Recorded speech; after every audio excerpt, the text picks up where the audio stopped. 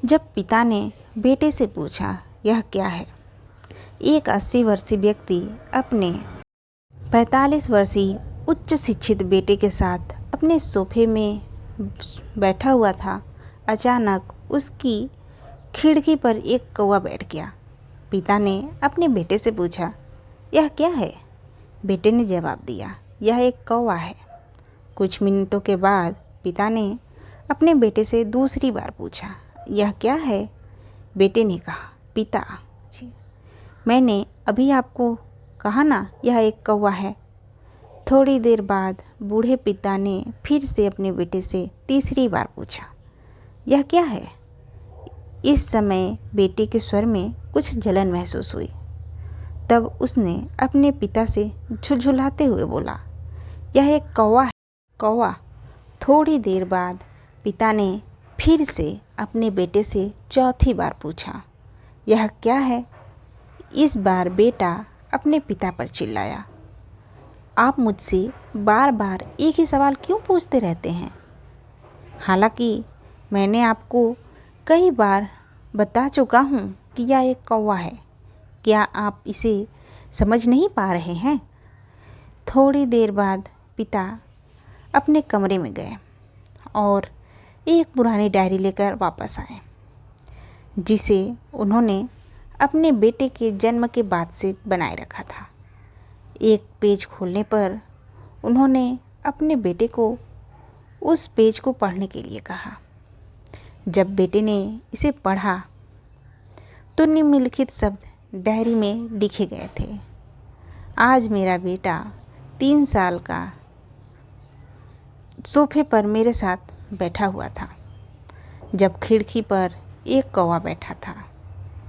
मेरे बेटे ने मुझसे 23 बार पूछा कि यह क्या है, और मैंने उसे 23 बार जवाब दिया कि यह एक कौवा था।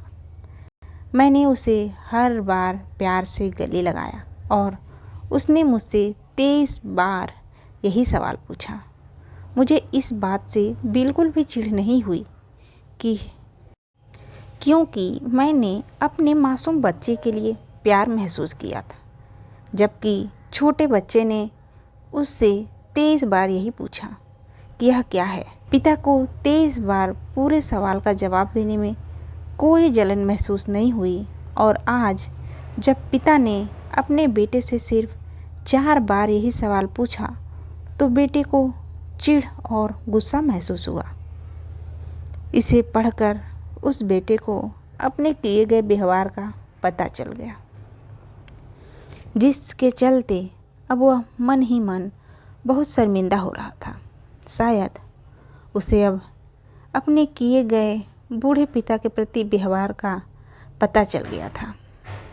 इसलिए यदि आपके माता पिता जब बुढ़ापे में होते हैं, उन्हें न तो पीछे छोड़े और न ही उन्हें एक बोझ के रूप में देखें, बल्कि उनके साथ एक दयालु शब्द बोले। शांत, आज्ञाकारी, विनम्र और उनके प्रति दयालु बने। अपने माता पिता के प्रति विचारशील रहें। आज इस बात को कहे, मैं अपने माता पिता को हमेशा खुश देखना चाहता हूँ। जब से मैं छोटा बच्चा था, उन्होंने मेरी देखभाल की। उन्होंने हमेशा मुझ पर अपने निस्वार्थ प्रेम की वर्षा की है। उन्होंने आज समाज में मुझे एक व्यक्ति के रूप में प्रस्तुत करने के लिए तूफान और गर्मी को देखे बिना सभी पहाड़ों और घाटियों को पार किया। भगवान से प्रार्थना करें कि मैं अपने बूढ़े माता पिता की सर्वोत्तम तरीके से सेवा करूंगा। मैं अपने प्यारे माता पिता को सभी अच्छे और दयालु शब्द कहूँगा, चाहे वो कैसे भी व्यवहार करें।